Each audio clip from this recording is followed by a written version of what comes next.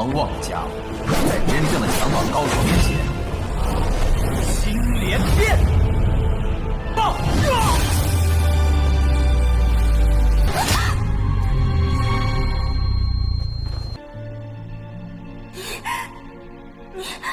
实乃巾帼不让须眉，解气。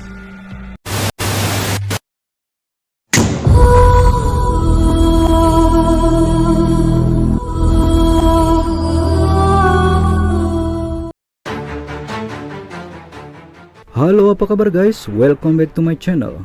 Di video kali ini kita akan melanjutkan episode ke-24 dari series Battlecraft The Heaven, dimana pada episode kali ini Xiaoyan akan kembali melanjutkan pertarungannya melawan Bai Cheng. Lalu apakah Xiaoyan berhasil mengalahkannya meskipun dia baru saja melangkah di ranah Daolin? Serta hal-hal menarik apa sajakah yang terjadi di episode kali ini?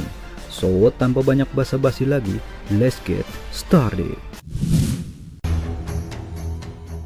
Oke, episode kali ini dibuka dengan adegan ketika Xiaoyan merilis teknik rahasianya, yaitu 3 perubahan api misterius.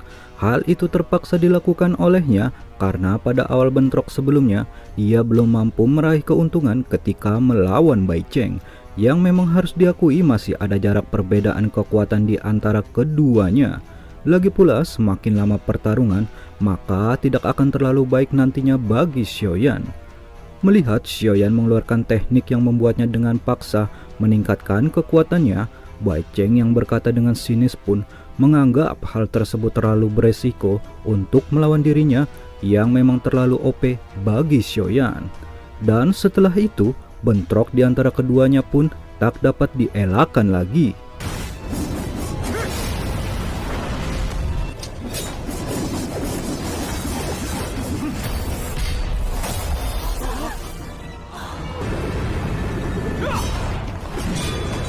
Di arena tersebut mereka saling bertukar serangan dengan sengit. Bahkan ada kalanya Xiaoyan terlihat lebih unggul, namun sebaliknya kadang Bai Cheng yang terlihat memegang kendali atas Xiaoyan. Karena memang nih sejak awal pertarungan mereka, jual beli serangan yang mereka keluarkan bertujuan untuk menjatuhkan satu sama lainnya dengan sesegera mungkin. Bahkan ketegangan penonton di atas arena pun tidak dapat disembunyikan lagi. Hal itu pun terjadi hingga pada suatu momen di mana serangan Bai Cheng membuat senjata suan berat yang dipegang oleh Xiaoyan lepas dari genggamannya. Melihat hal tersebut membuat Bai Cheng merasa jika Xiaoyan kehilangan pedangnya, maka kedepannya pertarungan akan lebih didominasi oleh dirinya.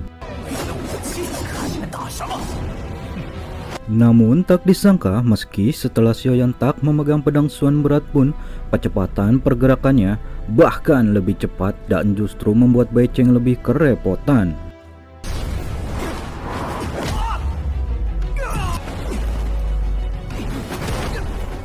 Di atas arena, baik Sun Er dan terkhusus Yan Hao berkomentar jika setelah melepaskan pedang besar tersebut, gaya pertarungan Xiaoyan justru lebih sengit daripada saat dia memegang pedang.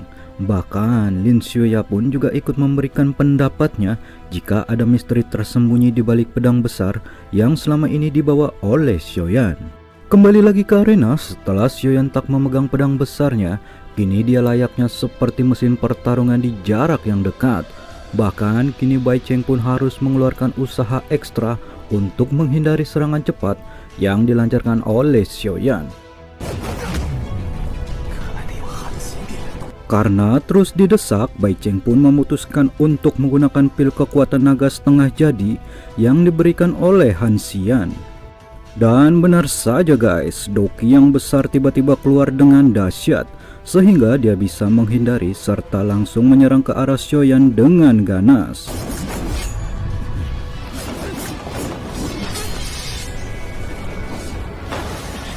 Melihat hal tersebut, Xiaoyan pun berkata jika seniornya itu menggunakan cara yang curang karena telah meminum pil demi meningkatkan kekuatannya. Sontak para penonton menganggap bahwa si Bai Cheng tak memiliki jiwa yang sportif karena sebagai senior, bisa-bisanya dia menggunakan pil peningkat kekuatan. Mendengar semua opini tentang dirinya yang tidak dianggap sportif, Bai Cheng pun berkata dalam pertarungan hidup dan mati, cara apapun diperbolehkan, yang terpenting adalah hasil akhirnya. Jadi ibarat kata pemenang adalah raja, yang kalah menjadi bandit. Di pihak lain, Xiaoyan pun paham dengan arti dari perkataan Bai Cheng. Karena memang dalam pertarungan sebenarnya cara apapun bisa dibenarkan demi meraih kemenangan dari setiap musuh-musuhnya. Di sana Xiaoyan pun segera mengeluarkan pil kekuatan naga yang sempurna. Karena sebagai seorang alkemis, bagaimana dia bisa kehilangan muka dan kalah oleh musuhnya yang menjadi lebih kuat akibat menelan sebuah pil. Apalagi pil tersebut merupakan pil setengah jadi yang pastinya tidak sebanding dengan pil hasil buatannya. Segera setelah dia menelan pil kekuatan naga, Doki dengan ganas keluar dari tubuhnya. Tak berselang lama, adu baku hantam di antara mereka pun terjadi lagi.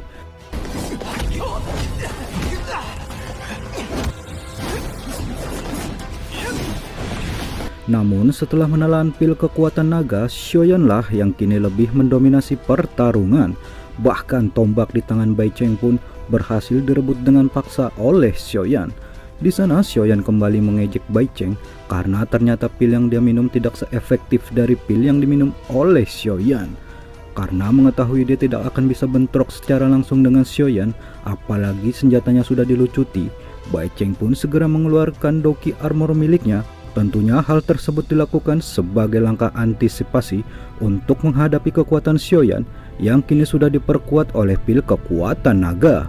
Melihat hal itu, tentunya Xiaoyan masih tak gentar meskipun dia tahu jika armor Doki yang dikeluarkan oleh praktisi beratribut Doki bumi terkenal sangat kuat dalam hal pertahanan.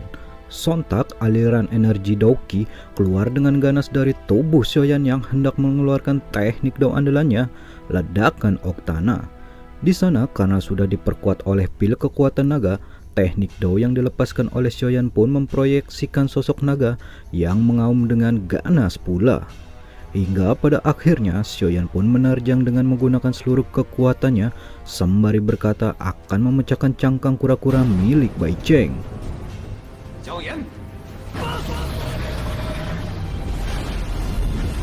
Di arena sendiri, kini dua teknik yang berbeda saling berbenturan satu dengan yang lainnya. Satu berfokus untuk menyerang, sementara yang lainnya bertahan. Dalam bentrokan tersebut, Bai Cheng yang bertahan penuh berkata jika Xiaoyan sudah akan kehabisan Doki. Bahkan anggota gengnya pun meremehkan Xiaoyan yang tidak akan dapat menghancurkan armor Doki milik ketua mereka. Di sisi lain, Xiaoyan hanya berkata jika dia akan mengambil gelar orang terkuat milik Bai Cheng. Di saat yang sama, Xiaoyan menggunakan kekuatan spiritualnya untuk memasukkan energi ke dalam tubuh Bai Cheng demi merusak pertahanan armor Doki dari dalam tubuh Bai Cheng. Hingga pada akhirnya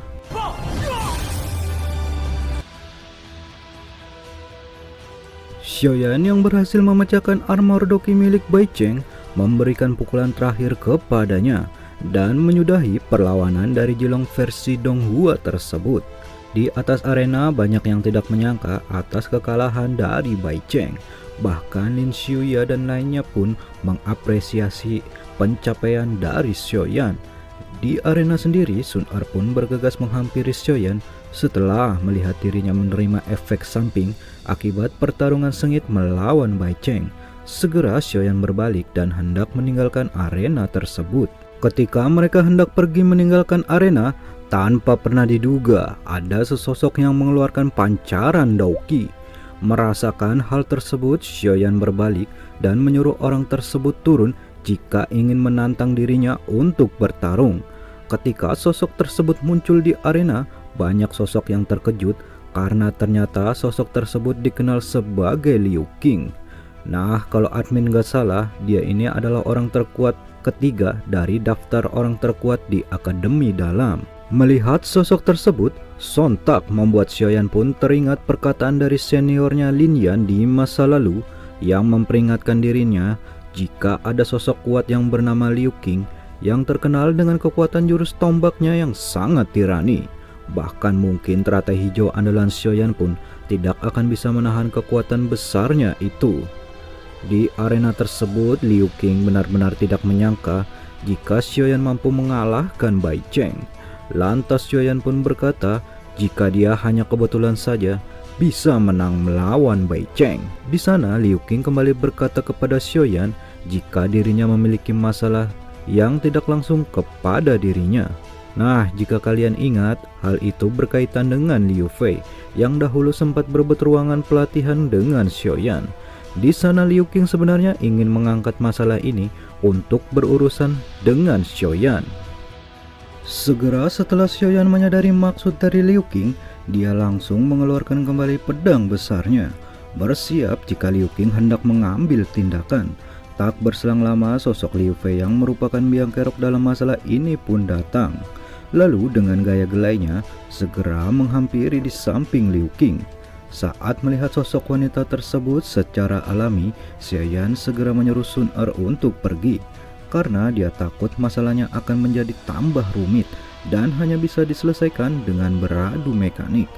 Namun tanpa diduga, Sun Er malah maju untuk menegur Liu Qing.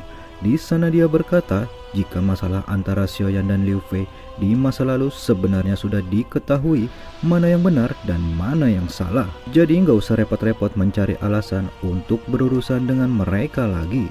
Setelah mendengarkan perkataan dari Sun Er, Liu Fei pun segera memperkeruh suasana dengan berkata jika Sun Er itu sama sekali tidak pantas untuk menegur saudara laki-lakinya itu. Ditambah lagi dia pun menghina Xiaoyan dengan berkata jika Xiaoyan adalah seorang sampah yang hanya bisa mengandalkan sebuah pil untuk memenangi pertempuran melawan Bai Cheng. Mendengar hal tersebut, Sun Er yang tidak terima jika Xiaoyan dihina semena-mena langsung menerjang ke arah Liu Fei. Meski Liu Qing menyadari hal tersebut dan hendak menahan Sun Er, namun tetap saja nih Sun Er yang sudah kalah pun bisa menghindari dan muncul di samping Liu Fei, hingga sebuah tamparan maut akhirnya mendarat di wajah Liu Fei.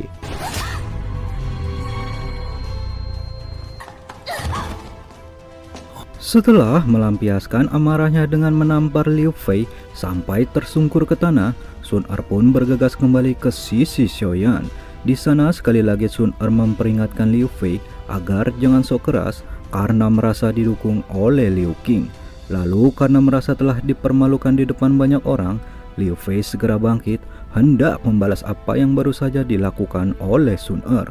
Untungnya Liu Qing segera menahannya sebagai antisipasi agar Liu Fei tidak tambah dipermalukan. Akibatnya dia pun segera menyuruh Liu Qing untuk membalaskan dendamnya itu kepada Sun Er. Nah, di saat-saat keadaan mulai memanas, trio Lin Xuya, Han Yue, dan Yan Hao pun turun ke arena demi meredakan tensi antara mereka. Di sana, begitu trio Lin Xuya datang, dia segera berbalik ke arah Xiaoyan, menyapa sekaligus berterima kasih karena tempo hari, jika bukan karena kehadiran Xiaoyan, maka mereka bertiga tidak mungkin akan kembali dengan selamat saat bertarung dengan kera iblis salju. Tidak lupa memberi sedikit pujian kepada Sun Er karena telah berani mengambil tindakan ketika prianya dihina oleh wanita lain. Segera dia pun berbalik ke arah Liu Qing, meminta dirinya untuk menyudahi masalah hari ini. Ditambah lagi Yan Hao juga memberikan pendapatnya jika saat ini Dou Qi Xiaoyan belum sepenuhnya pulih setelah pertarungan sengit melawan Bai Cheng. Jadi tidak pantas saja baginya jika mengambil tindakan saat ini.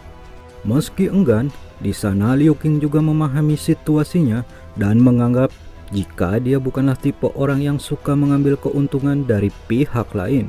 Sementara soal pergelutan antara wanita, dia tidak akan pernah ikut campur. Namun bukan berarti nih, dia akan melepaskan masalah ini begitu saja. Segera dia memperingati Xiaoyan jika mereka bertemu di kompetisi antar para orang terkuat di Akademi Dalam, dia harus mengeluarkan seluruh kemampuannya. Karena di sana Liu Qing berencana akan membalaskan semua yang terjadi hari ini. Mendengar hal itu, Xiaoyan tak merasa gentar dan akan melakukan yang terbaik saat mereka bertemu di kompetisi itu kelak. Scene pun berpindah, tepatnya kita dibawa di depan markas gerbang Pen. Di sana trio Lin Xuya masih mengikuti keduanya, ya mungkin dengan maksud memastikan keamanan mereka. Tidak lupa Xiaoyan pun mengucapkan terima kasih kepada mereka karena telah membantu mereka keluar dari masalah yang rumit. Di sana Lin Xiuya berkomentar jika saat ini setelah mengalahkan Bai Cheng, maka peringkat daftar kuat milik Bai Cheng akan menjadi milik Xiaoyan. Jadi dia memiliki hak untuk berpartisipasi dalam ujian antara pemilik daftar orang terkuat di Akademi Dalam. Bahkan Yan Hao pun menambahkan, jika semakin tinggi peringkat yang didapat, maka keuntungannya pun akan berlipat. Lalu tiba-tiba saja Xiaoyan merasa tidak puas dengan pencapaiannya yang hanya menjadi peringkat ke-34 saja. Sontak hal itu membuat Yan Hao ikut berkomentar jika Xiaoyan ini ternyata cukup ambisius. Segera Han Yue ikut berkomentar juga, meskipun hanya peringkat ke-34, itu sudah menjadi pencapaian yang luar biasa. Mengingat banyak murid-murid yang juga berbakat di seluruh Akademi Jianan. Serta dia juga menambahkan jika tak lama lagi Xiaoyan akan mengalami sakit kepala karena sudah memasuki daftar murid terkuat di Akademi Dalam. Dan kita pun harus dibuat bersabar untuk menyaksikan seperti apa sakit kepala yang akan dialami Xiaoyan di minggu depan. Serta kita jumpa lagi di next video.